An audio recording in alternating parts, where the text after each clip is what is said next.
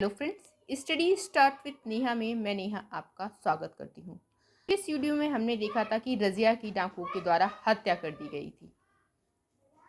रजिया की हत्या के बाद अगले कुछ समय तक दो सुल्तानों का शासन रहा। इसमें सुल्तान मोइजुद्दीन बहराम शाह और अलाउद्दीन मसूद शाह का शासन रहा था। एक इम्पॉर्टेंट बात, बहराम शाह के समय मंगोल नेता तायर का आक्रमण हुआ था। बहराम शाह को बंदी बनाकर उसकी हत्या 1242 ईस्वी में कर दी गई थी। उसके बाद दिल्ली का सुल्तान अलाउद्दीन मसूद शाह को बनाया गया था। अलाउद्दीन मसूद शाह के काल में प्रमुख जो अधिकारी था वो किसलू खां था। अलाउद्दीन मसूद शाह के काल में बलबन को अमीर हाजिब का पद प्रदान किया गया था। बलबन के षड्यंत्र के द्वारा ही 1246 में अलाउद्दीन मसूद शाह को सुल्तान के पद से हटाकर नसरुद्दीन महमूद को सुल्तान बना दिया गया था।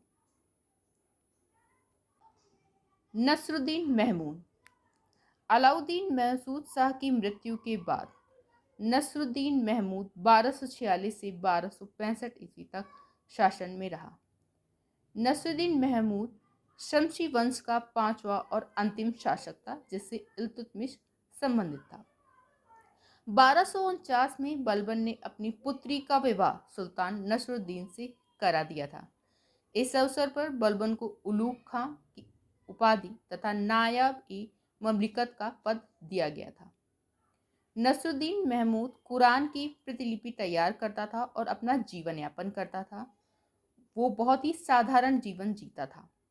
इब्न बतूता की रहेला, इब्न बतूता की जो बुक है उसका नाम रहेला है, के अनुसार सुल्तान को बलबन द्वारा मारकर स्वयं सत्ता हासिल कर ली गई थी।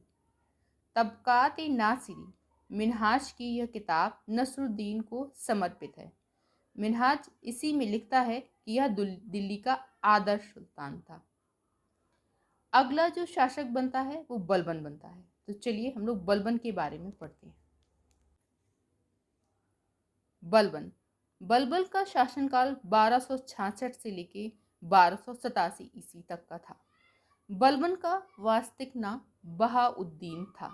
यह इल्तुतमिश का गुलाम था। यह स्वयं चालीसा का सदस्य था जो इल्तुतमिश द्वारा बनाया गया था एवं ये चालीसा की शक्ति को जानता था। इस कारण इसने सबसे पहले तुर्क ए चालीसा संगठन को समाप्त कर दिया था और नायाब का पद भी समाप्त कर दिया था, क्योंकि ये उसकी शक्ति को जानता था।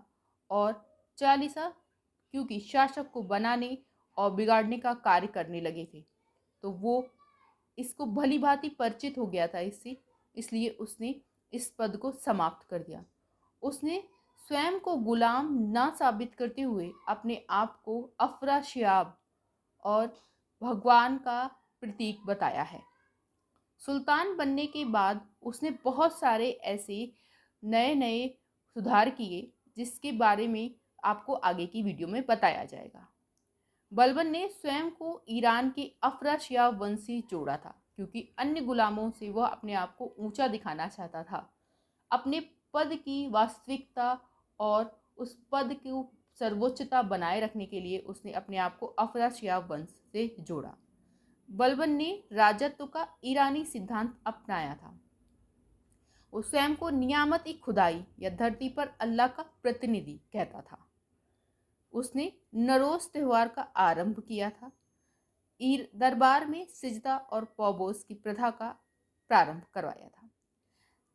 सिजदा का अर्थ होता है भूमि पर लेटकर अभिवादन करना।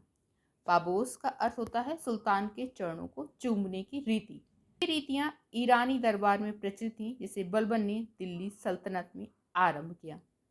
इसने रक्त और लौह की भी नीति अपनाई थी। बलबन के दरबार में फारसी के प्रसिद्ध कवि अमीर खुसरो एवं अमीर हसन रहते थे। बलबन के समय में मंगोल नेता तैमूर खां का आक्रमण हुआ था। इसी आक्रमण में उसका पुत्र मारा गया था जिसका नाम मोहम्मद था। बलबन ने मोहम्मद को शहीद की उपाधि दी थी। बलबन के काल में बंगाल में तुगरिल खां का विद्रोह हुआ था, जिसे बलबन ने स्वयं ही दबाया था। 1287 ईस्वी में बलबन की मृत्यु हो गई थी। तो ये थे आज के कुछ इंपॉर्टेंट फैक्ट जो आपकी सभी परीक्षा के लिए बहुत ही आवश्यक हैं। इसकी प्रीवियस वीडियो में मैंने आपको गुलाम अमन से संबंधित टॉप 20 क्वेश्चंस पढ़ाए हैं। अगर आपने वो वीडियो नहीं देखी है तो उसे देख लीजिए, क्योंकि वो सभी एग्ज़ाम के लिए बहुत ही हेल्पफुल होंगे। और ये इंपॉर्टेंट फैक्ट्स ज़रूर से ज़रूर कहीं पर लिख लीजिए, जो आपको आगे की परीक्षा में सहायता प्रदान करेंगे। बलबन से रिलेटेड कुछ इंपॉर्टेंट फैक्ट्स हम अगली वीडियो में देखेंगे। आज के लिए बस इतना ही।